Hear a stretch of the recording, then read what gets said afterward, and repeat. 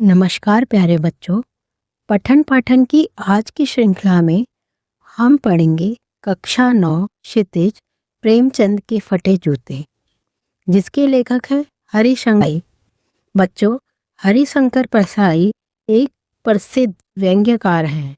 उनके अधिकतर लेख एक समाज को शिक्षा देते हुए व्यंग्य पर आधारित होते हैं। तो आज का जो हमारा पाठ है वो भी एक व्यंग्य ही है। इससे भी हमें एक सामाजिक कुरीति के बारे में और सामाजिक बुराई के बारे में पता चलेगा। चलिए तो शुरू करते हैं आज की श्रृंखला। सबसे पहले लेखक परिचय जान लेते हैं, थोड़ा सा हरिशंकर परसाई के बारे में जान लेते हैं। तो चलिए शुरू करते हैं। हरिशंकर परसाई का जन्म सन 1922 में मध्य प्रदेश के होशंगाबाद जिले के जमानी गांव में हुआ। नागपुर विश्वविद्यालय से एमए करने के बाद कुछ दिनों तक अध्यापन किया। सन 1947 से स्वतंत्र लेखन करने लगे। जबलपुर से वसुधा नामक पत्रिका निकाली, जिसकी हिंदी संसार में काफ़ी सराहना रही। सन 1995 में उनका निधन हो गया। हिंदी के व्यंग्य लेखकों में उनका नाम अग्रणीय है, यानी कि वो प्रसिद्ध हैं व्यंग्य लेखक के रूप में। उनके लेख हैं हंसते हैं रोते हैं, जैसे उनके दिन फिरे, रानी नागफनी की कहानी, तट की खोज, तब की बात और थी, भूत के पांव पीछे, बेईमानी की परत, पगडंडियों का जमाना, सदाचार का ताबीज, शिकायत मुझे भी है, और अंत में श्रद्धा का दौर उल्लेखनीय है।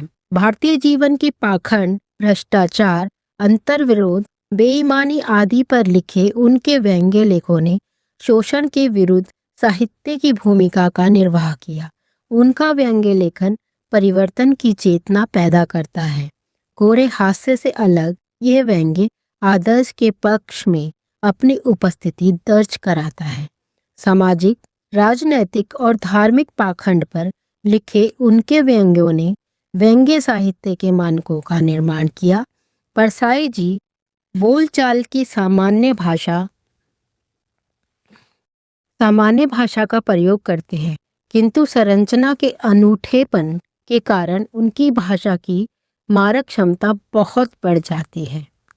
प्रेमचंद के फटे जूते शीर्षक निबंध में परसाई जी ने प्रेमचंद के व्यक्तित्व की सादगी के साथ एक रचनाकार की अंतर्वेदी सामाजिक दृष्टि का विवेचन करते हुए आज की दिखावे की प्रवृत्ति एवं अवसरवादिता पर व्यंग्य किया है। प्रेमचंद के फटे जूते, लेखक हरिशंकर परसाई, एक प्रसिद्ध व्यंग्यकार। पाठ का सार। प्रस्तुत पाठ में सुप्रसिद्ध साहित्यकार प्रेमचंद जी की वेशभूषा तथा उनके जूतों के माध्यम से एक और जहां प्रेमचंद के सादगीपूर्ण उच्च विचारों को पाठकों के सामने प्रस्तुत किया गया, वहीं समाज की स्वास्थ्यपरकता, स्वार्थपरकता, अवसरवादिता, दिखावटीपन, दोगले चरित्र, धोखेबाजी की प्रवृत्ति पर करारी चोट की गई। फोटो में प्रेमचंद के जूतों को देखकर ऐसा लगता है कि सामाजिक बुराइयों से लड़ते लड़ते उनके जूते फट गए हैं। लेखक के सामने प्रेमचंद का एक फोटो है जिसमें वे अपनी पत्नी के साथ हैं। फोटो में वे कुर्ता धोती पहने हुए हैं तथा सिर पर टोपी लगाए हुए हैं। कनपटी चिपकी हैं, गालों की हड्डियां उभरी और चेहरे पर घनी मूछें हैं। पाँव के कैनवस के बेतरतीब बंद वाले जूते हैं। उनके बंद के लोहे की पतली गायब हो गई है, उन्हें किसी तरह बांध लिया गया है। बाएं पैर का जूता फटा है, जिसमें से पैर की उंगली दिख रही है। लेखक सोचता है कि यदि यह उनकी फोटो की पोशाक है तो पहनने की कैसी होगी। लेखक सोचता है कि साहित्य के इस पुरखे को अपने जूते फटे होने का जरा भी एहसास नहीं है, कोई भी लज्जा छेप नहीं, क्योंकि चेहरे पर बड़ी बेपरवाही भरा विश्वास है।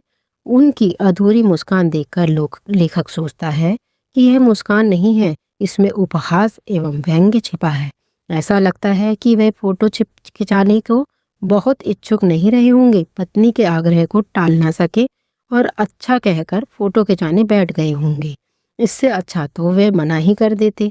लेखक फोटो को देखते देखते उनके कलेश को भीतर तक महसूस करके रोने की स्थिति में आ जाता है।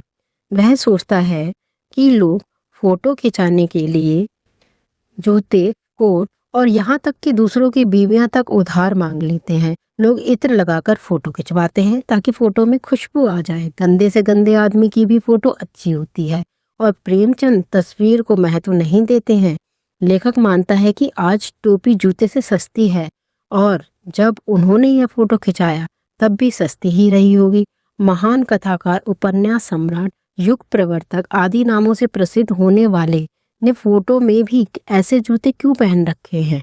लेखक प्रेमचंद के जूतों से अपने जूतों की तुलना करते हुए कहता है कि उनका भी जूता कोई अच्छा नहीं है। ऊपर से अच्छा दिखने वाले जूते का तला घिसा हुआ है, इसमें अंगूठा घिसकर लहूलुहान हो गया है। तला घिसते घिसते पूरा पंजा घायल हो जाएगा पर उंगली नहीं दिखेगी। लेखक फोटो की ओर इशारा करता हुआ कहता है, तुम्हारे पांव सुरक्षित हैं पर उंगली दिखा रहे हैं। मेरी उंगली ढकी है पर पंजा घिस रहा है। मैं तुम्हारी तरह जूता मेरा जूता मैं तुम्हारी तरह फटा जूता नहीं पहन सकता। लेखक प्रेमचंद की मुस्कान के बारे में अनुमान लगाता है और पूछता है कि क्या होरी का गोदान हो गया है, क्या पूस की रात में नीलगाय हल्कू का खेत चर गई है, या सुजान भगत का लड़का मर गया है क्योंकि डॉक्टर क्लब छोड़कर नहीं आ सकता था, अथवा माधो औरत के कफन के चंदे की शराब पी गया है। यह वही मुस्कान मालूम होती है। लेखक सोचता है कि प्रेमचंद का यह जूता आखिर फटा कैसे? क्या बनिए के तकादे से बचने के लिए दूर तक चक्कर लगाते हुए लौटते थे, या फिर कि किसी कठोर चीज पर ठोकर मारते मारते जूता फट गया? तुम रास्ते के टीलों या उस कठोर चीजों से बचकर भी तो निकल सकते थे। शायद समझौता न कर पाना तुम्हारी कमजोरी थी, वही नेम धर्म की कमजोरी जो होरी की को ले डूबी होगी। लेखक अनुमान लगाता है कि यह तुम्हारी उंगली इशारा कर रही है।